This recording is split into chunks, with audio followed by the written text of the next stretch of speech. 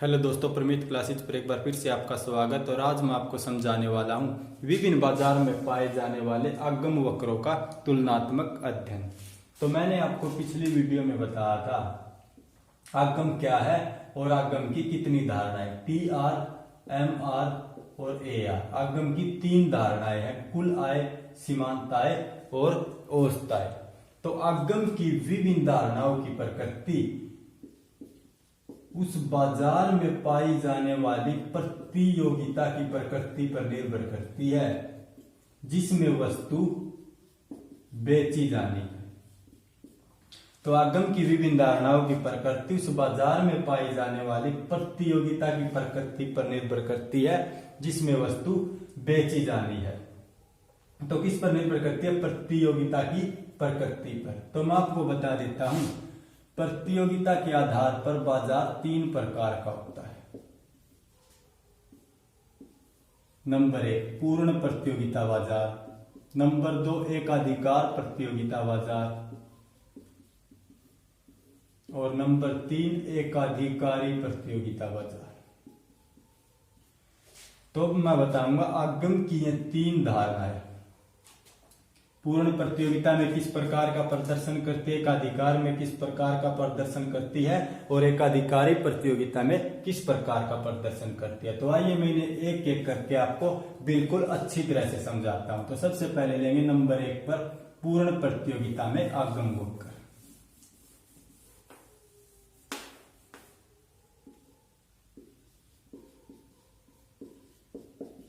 पूर्ण प्रतियोगिता में आगम वक्र। तो पूर्ण प्रतियोगिता के अंतर्गत आगम वक्रों का वर्णन करने से पहले मैं आपको बता देता हूं पूर्ण प्रतियोगिता क्या है, ताकि आपको पूर्ण प्रतियोगिता के अंतर्गत आगम वक्र टी आर, एम आर और ए आर आसानी से समझ आ सके और आप इसके डायग्राम आसानी से बना सको। तो आइए सबसे पहले देखते हैं पूर्ण प्रतियोगिता क्या है। तो पूर्ण प्रतियोगिता के अंतर्गत किसी समरूप वस्तु के बहुत से क्रेता व विक्रेता होते हैं। क्रेता व विक्रेता क्या है? किसी वस्तु को खरीदने वाले भी ज्यादा होते हैं और बेचने वाले भी ज्यादा होते हैं। और समरूप वस्तु क्या होती है? समान, अर्थात रंग, रूप, गुण, आकार आदि के आधार पर समान हो, उसमें किसी प्रकार का कोई परिवर्तन न हो, तो उसे क्या कहा जाएगा? समरूप वस्तु कहा जाएगा। तो पूर्ण प्रतियोगिता के अंतर्गत वस्तु एक ऐसी होती, समान होती, रंग, रूप, गुण, आकार के आधार पर। तो ऐसे में क्या होता है? पूर्ण प्रतियोगिता के अंतर्गत कीमत समान होती है।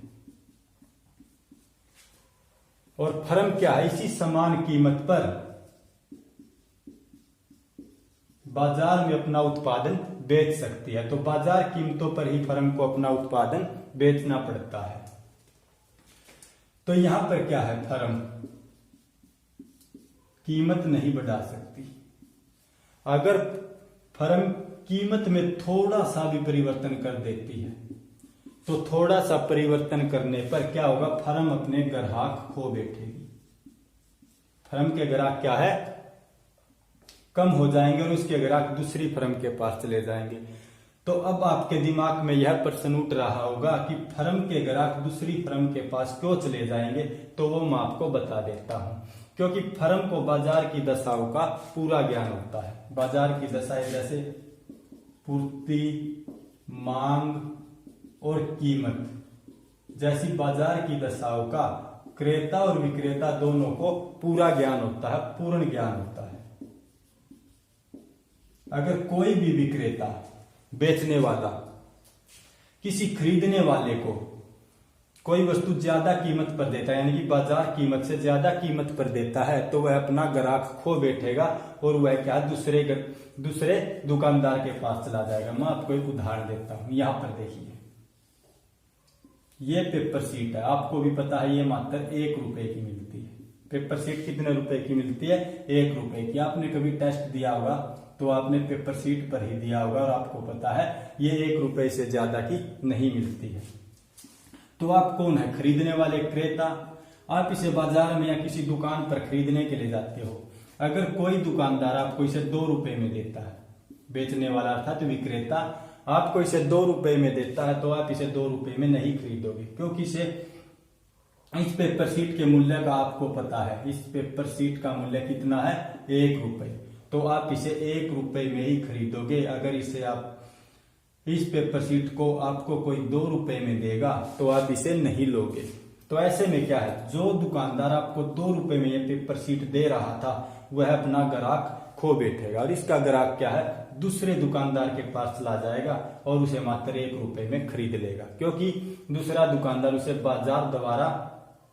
बाजार कीमत पर ही उसे ये पेपर शीट दे देगा। तो बाजार कीमत से ज्यादा अगर कोई फर्म कीमत लेती है तो वह अपने ग्राहक खो बैठेगी। तो पूर्ण प्रतियोगिता के अंतर्गत फर्मों के प्रवेश की स्वतंत्रता है, किसी प्रकार की कोई रुकावट नहीं है। अगर किसी फर्म को लगता है कि पूर्ण प्रतियोगिता बाजार में लाभ प्राप्त हो रहा है तो वह प्रवेश कर सकती है।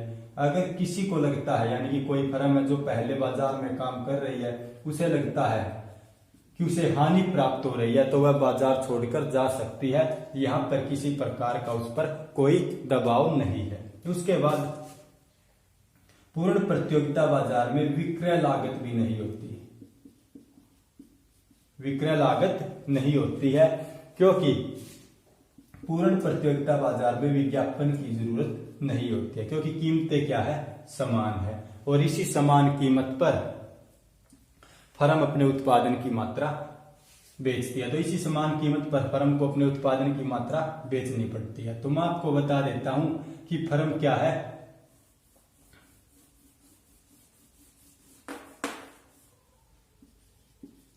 कीमत स्वीकारक है। फर्म कीमत स्वीकारक है, निर्धारक नहीं है। फर्म क्या है, कीमत स्वीकारक। फर्म कीमत निर्धारक नहीं है। कीमत का निर्धारक कौन होता है वो भी मैं आपको बता देता हूं। कीमत का निर्धारक होता है उद्योग, और उद्योग ने जो कीमत निर्धारित कर दी, फर्म को उसी कीमत पर अपनी वस्तु को बेचना पड़ता। मान लीजिए उद्योग ने 1 रुपए कीमत निर्धारित कर दी, पेपर शीट की बात ले लेते हैं, 1 रुपए कीमत निर्धारित कर दी, तो प्रत्येक विक्रेता को 1 रुपए में ही अपनी वस्तु को बेचना पड़ेगा। अगर वह इस 1 रुपए से अधिक लेता है तो वह अपने ग्राहक खो बैठेगा। तो क्या है, फर्म को उद्योग द्वारा निर्धारित कीमत पर ही अपनी वस्तुओं को बेचना पड़ता है। अगर कोई उद्योग द्वारा निर्धारित कीमत से अधिक कीमत लेता है तो वह अपने ग्राहक खो बैठेगा। तो आपको इस बात का ध्यान रखना है। उसके बाद बात करते हैं पूर्ण प्रतियोगिता बाजार के अंतर्गत TRMR और AR वक्र का ढलान किस प्रकार का होता है, ये किस प्रकार का प्रदर्शन करते हैं। तो आपने यहाँ पर क्या पढ़ा है, वस्तुएं समान होती है और कीमत भी समान होती है। तो पूर्ण प्रतियोगिता के अंतर्गत अब आपको आगम वक्र अच्छी तरह से समझ आ जाएंगे। बस आपको ध्यान रखना है, कीमत समान होती है और आपको आगम वक्र बिल्कुल अच्छी तरह से समझ आ जाएंगे। तो सबसे पहले हम लेते हैं तालिका को।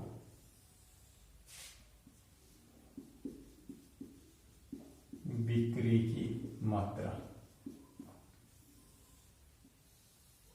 उसके बाद लेते हैं कीमत या फिर AR, उसके बाद TR, उसके बाद MR। कीमत बिक्री की मात्रा लेते हैं 1, 2, 3, 4 इकाई तक। अगर आप ज्यादा चाहे तो ज्यादा भी ले सकते हो, वो आपकी इच्छा है। और कीमत आपको समान लेनी है। यहाँ पर मैंने कीमत ले ली 5 रुपए प्रति इकाई पर समान, यानी कि प्रत्येक इकाई पर कीमत कितनी है, 5 रुपए। और TR निकालने के लिए आप क्या करेंगे, औसत आय को बेची गई इकाइयों से गुणा कर देंगे। तो 5 एकम 5, 5 दूनी 10, 5 तिये 15, 500 का 20। और MR निकालने का फार्मूला क्या है, TRN माइनस TRN माइनस 1। तो 5 के ऊपर 0, तो 5 में से 0 जाएगी 5, 10 में से 5 जाएगा 5, 15 में से 10 जाएगा 5, 20 में से 15 जाएगा 5। तो यहां पर क्या है, अब देखिए बिक्री की मात्रा, औसत आय, कुल आय और सीमांत आय। तो मैंने आपको बताया था औसत आय वस्तु की कीमत होती है, यानी कि औसत आय और कीमत क्या है, समान होती है। तो यहाँ पर क्या है, 5 रुपए कीमत समान है, क्योंकि पूर्ण प्रतियोगिता बाजार के अंतर्गत कीमत समान होती है, कीमत में परिवर्तन नहीं कर सकते, हमने यहाँ पर लिख रखा है। इसलिए मैंने आपको पहले समझाया था, ताकि अब आपको तालिका तथा डायग्राम अच्छी तरह से समझ आ सके। तो कीमत क्या समान, ये समान कीमत ले ली। तो सबसे पहले लेंगे नंबर 1 पर अब कुल आय को। कुल आय क्या है, एक फर्म द्वारा अपने उत्पादन की निश्चित मात्रा बेचकर जो आय प्राप्त होती है उसे कुल आय कहा जाता है। और इसे निकालने का फार्मूला है ए आर गुणा क्यू या पी गुणा क्यू। या तो कीमत को बेची गई इकाइयों से गुणा कर दे, या फिर औसत आय को बेची गई इकाइयों से गुणा कर दे, तो हमें क्या प्राप्त होगा, कुल आय प्राप्त होगा। तो कुल आय क्या है, पहली इकाई पर 5, दूसरी इकाई पर 10, तीसरी पर 15, चौथी पर 20। ऐसा क्यों है, अगर फर्म 5 रुपए कीमत पर 1 इकाई बेचती है तो कुल आय 5, अगर 5 रुपए कीमत पर 2 इकाई बेचती है तो कुल आय 10, अगर 5 रुपए कीमत पर 3 इकाई बेचती है तो कुल आय 15, अगर 5 रुपए कीमत पर 4 इकाई बेचती है तो कुल आय 20। तो यहां पर देखिए 5, 10, उसके बाद 10 में 5 ऐड करेंगे 15, उसके बाद 15 में 5 ऐड करेंगे 20। तो कुल आय में क्या है, समान दर से वृद्धि हो रही है। तो पूर्ण प्रतियोगिता के अंतर्गत कुल आय में समान दर से वृद्धि होती है। उसके बाद बात करते हैं नंबर 2 पर औसत आय। औसत आय क्या है, किसी वस्तु की बिक्री से प्राप्त प्रति इकाई आय को औसत आय कहा जाता है। यहां पर औसत आय या फिर कीमत क्या है, समान है। फर्म अपने उत्पादन की जितनी मात्रा बेचना चाहे इसी समान कीमत पर बेच सकते हैं, क्योंकि हमने पढ़ा था समान कीमत। यह कीमत किसके द्वारा निर्धारित है, उद्योग के द्वारा। और फर्म उद्योग द्वारा निर्धारित कीमत पर अपने उत्पादन की जितनी मात्रा चाहे बेच सकती है, वह इससे अधिक कीमत नहीं कर सकती। इसी कीमत पर फर्म को अपने उत्पादन की मात्रा बेचनी पड़ेगी। तो 5 रुपए कीमत पर चाहे फर्म 1 इकाई बेचे, चाहे 2 इकाई, चाहे 3 इकाई, या फिर 5 रुपए कीमत पर 4 इकाई, वो फर्म की इच्छा है। 5 रुपए कीमत पर फर्म अपने उत्पादन की जितनी मात्रा चाहे बेच सकती है। उसके बाद बात करेंगे नंबर 3 पर सीमांत आय की। सीमांत आय क्या है, किसी वस्तु की एक अधिक या कम इकाई बेचने से कुल आय में जो अंतर आता है उसे सीमांत आय कहते हैं। इसे निकालने का फार्मूला क्या है, पहले मैं ऊपर औसत आय निकालने का फार्मूला लिख देता हूं, टी आर बाई में क्यू।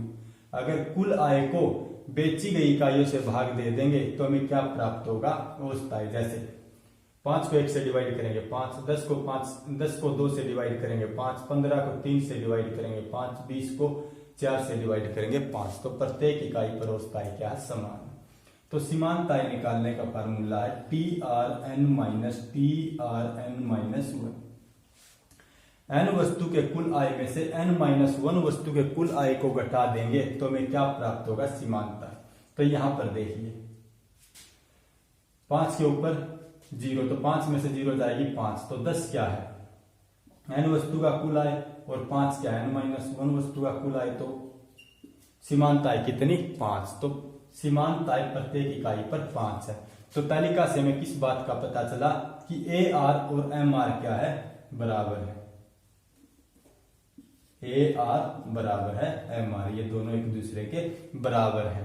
तो यहां पर क्या है, कीमत समान, और इसी समान कीमत पर फर्म अपने उत्पादन की जितनी मात्रा चाहे बेच सकती है। अब मैं इसे आपको डायग्राम द्वारा समझाता हूं। OXY 5, 10, 15, 20, 1, 2, 3, 4।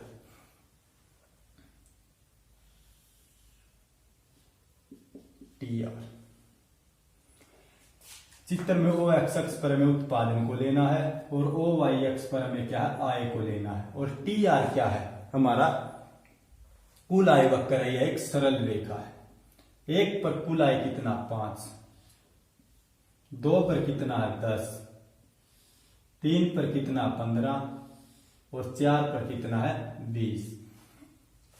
तो यहां पर देखिए चित्र में x अक्ष पर उत्पादन और y अक्ष पर आय, तो TR क्या है, कुल आय वक्र। तो यहां पर क्या है, कुल आय में समान दर से वृद्धि हो रही है। यहां पर भी 5 की वृद्धि, यहां पर भी 5 की, और यहां पर भी 5 की वृद्धि हो रही है। ऐसा क्यों होता है कि कुल आय में समान दर से वृद्धि हो रही है? क्योंकि कीमतें क्या है, समान है। और कीमत समान होने के कारण अगर हम कीमत को बेची गई इकाइयों से गुणा करेंगे तो हमें कुल आय प्राप्त होगी, और कुल आय में क्या, समान दर से वृद्धि हो रही है। उसके बाद लेते हैं AR और MR वक्र को। इसको हम एक ही डायग्राम पर ले लेंगे क्योंकि ये क्या है, एक दूसरे के समान है। तो पूर्ण प्रतियोगिता के अंतर्गत कुल आय में समान दर से वृद्धि होती है और AR और MR क्या है, समान है। 1 2 3 4 5 10 15 20। तो 5 रुपए कीमत पर AR और MR बराबर है। तो ये मैं यहां पर ले लेता हूं, 5 पर AR बराबर है MR। यहां पर हमें उत्पादन को लेना है और यहां पर हमें आय को लेना है। तो 5 रुपए कीमत पर, या फिर इसका नाम रख लेते पहले PP रेखा। तो PP रेखा क्या, OX अक्ष के समानांतर, और PP रेखा क्या, सीमांत आय वक्र और औसत आय वक्र को प्रकट कर रही है। तो यहां पर क्या है, सीमांत आय और औसत आय वक्र 5 पर समान है।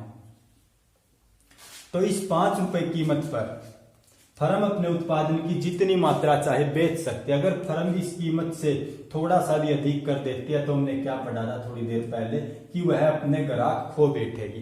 तो फर्म को क्या है, यहाँ पर इसी 5 रुपए कीमत पर अपने उत्पादन को बेचना पड़ेगा। अगर फर्म चाहे तो 5 रुपए कीमत पर एक इकाई बेचे, या फिर 2, या फिर 3, या फिर 4। तो 5 रुपए कीमत पर फर्म अपने उत्पादन की जितनी मात्रा चाहे बेच सकती है, वह 5 रुपए कीमत से अधिक कीमत नहीं ले सकती। अगर अधिक कीमत लेगी तो वह अपने ग्राहक खो बैठेगी। तो पूर्ण प्रतियोगिता के अंतर्गत कीमत का निर्धारण उद्योग के द्वारा किया जाता है और फर्म को क्या है, वह कीमत स्वीकार करनी पड़ती है। तो यहाँ पर उद्योग ने कितनी कीमत निर्धारित कर रखी है, 5 रुपए, और इसी 5 रुपए कीमत पर फर्म अपने उत्पादन की जितनी चाहे मात्रा बेच सकती है। तो यहाँ पर AR और MR वक्र की बात करें तो ये क्या है, OX अक्ष के समानांतर है, जिससे पता चलता है कि AR और MR वक्र पूर्णतः लोचदार है।